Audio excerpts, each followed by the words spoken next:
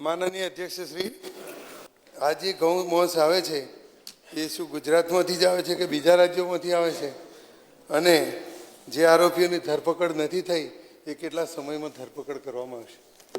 માન્ય મંત્રીશ્રી. માન્ય અધ્યક્ષશ્રી, માન્ય સભ્યશ્રીએ જે પ્રશ્ન પૂછ્યો છે એમાં ખાસ તો મહીસાગર જિલ્લામાં છેલ્લા 2 વર્ષમાં 8 ગુનાઓ દાખલ કરી કુલ 28 આરોપી વિરુદ્ધ પ્રાણી ક્રૂરતા અધિનિયમ 1960, ગુજરાતની પ્રાણી સંરક્ષણ અધિનિયમ 1954, ભારતીય ન્યાય સંહિતા ગુજરાત પશુ સંરક્ષણ અધિનિયમ 2017 હેઠળ કાનૂની કાર્યવાહી કરીને આરોપીઓની ધરપકડ કરી છે.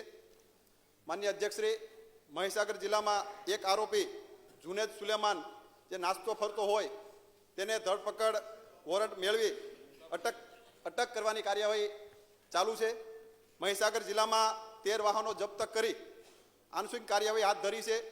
માન્ય અધ્યક્ષશ્રી, આ રાજ્ય સરકાર તમામ જિલ્લાના અધિનિયમ હેઠળ દાખલ થનારા કેસોમાં સ્પેશિયલ પીપીની નિમણૂક થાય તેવી વ્યવસ્થા કરી છે.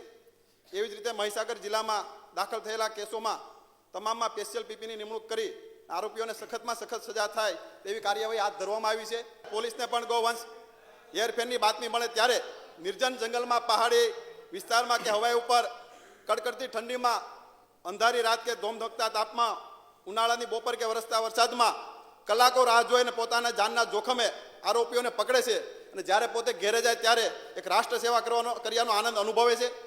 માન્ય અધ્યક્ષશ્રી, ગુજરાત સરકાર ગૌવંશને બચાવવા માટે કાયદામાં કડક જોગવાઈ કરી છે. મારે માન્ય મુખ્યમંત્રીશ્રી અને નાયબ મુખ્યમંત્રીશ્રીને અભિનંદન આપવા પડે કે કસાઈઓ વિરુદ્ધમાં કડકમાં કડક સજા થાય તે માટે સ્પેશિયલ પીપીની નિમણૂક કરવામાં આવે છે અને આરોપીઓ વિરુદ્ધમાં સજ્જડ પુરાવા રજૂ કરી અને સજાના અંજામ સુધી પહોંચાડવાના પ્રયત્નો પણ કરવામાં આવે છે. માન્ય અધ્યક્ષશ્રી, ફક્ત 5.5 કે 6 કરોડ જનતા નહીં પણ સમગ્ર દેશની આસ્થા સાથે જોડાયેલી તેવી લોક લાગણીને ઠેસ પહોંચે એવું કૃત્ય આ સરકાર ક્યારે ચલાવી લેવામાં માંગતી નથી. ગુજરાત સરકાર તેમજ પોલીસ વિભાગના ગૌવંશ અને ગૌમાંસના કેસો બાબતે સજાગ રહે સક્રિયપણે કામગીરી કરી રહી છે. એનું દ્રષ્ટાંત પણ આપણે આપીએ છીએ. અમરેલી અને મહીસાગરમાં એક પણ કતલખાનાની પરવાનગી આપવામાં આવેલ નથી. માન્ય ગુલાબસિંહભાઈ, તમે કંઈ ઊભા થતા હતા, શું બાકી છે? મેં તો સાહેબ આવી ગયો ને જવાબ? સારું. માન્ય હીરાભાઈ સોલંકી. માન્ય અધ્યક્ષશ્રી, અમરેલી જિલ્લાનો પણ આ પ્રશ્ન છે ત્યારે અમરેલી જિલ્લામાં જવાબમાં 3 આરોપીઓ હેરફેર કરતા ઝડપાયા છે. મારે મંત્રીશ્રી પાસે એ જાણવું છે કે આ લોકોને કઈ રીતે પકડ્યા અને શું સજા કરવામાં આવી? માન્ય અધ્યક્ષશ્રી.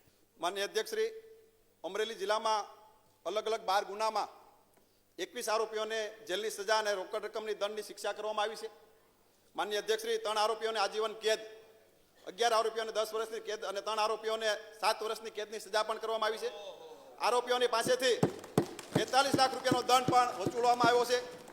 માન્ય અધ્યક્ષશ્રી, આ ગુજરાત રાજ્યની ધરતી પર કોઈ પણ આરોપી હોય કોઈને પણ ખાટકી કસાઈને કાનૂની સજા કરવા માટે કાયદાકીય કાર્યવાહી કરી અને તેમના વિરુદ્ધ પાસા તડીપાર હેઠળની પણ કાર્યવાહી કરવામાં આવે છે.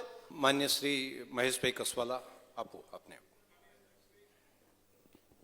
માનનીય મંત્રીશ્રી પાસેથી જાણવા માગું છું કે છેલ્લા 2 વર્ષમાં અમરેલી જિલ્લા સહિત સમગ્ર રાજ્યમાં ગૌમાંસ કે ગૌવંશના આરોપીઓ પૈકી કેટલા આરોપીઓના કયા વાહનો જપ્ત કરવામાં આવ્યા, કેટલા વિરુદ્ધ અટકાયતી પગલાં લીધા અને કેટલા લોકોની મિલકતો જપ્ત કરવામાં આવી છે, વિગત જણાવશો.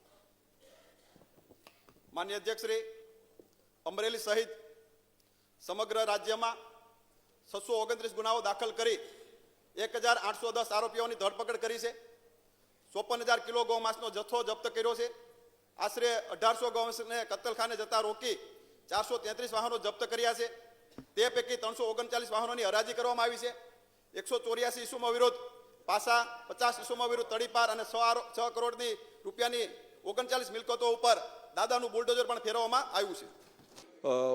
આ વિધાનસભાનું સન્માન્ય ગૃહે મને યાદ છે આદરણીય મુખ્યમંત્રી તરીકે મોદી સાહેબ હતા અને આ જ વિધાનસભાએ ગુજરાત ગૌવંશ પ્રતિબંધ માટેનો, સંપૂર્ણ ગૌવંશ પ્રતિબંધ માટેનો કાયદો આ જ વિધાનસભા ગૃહે ગુજરાતની અંદર આપણે પાસ કરેલો છે.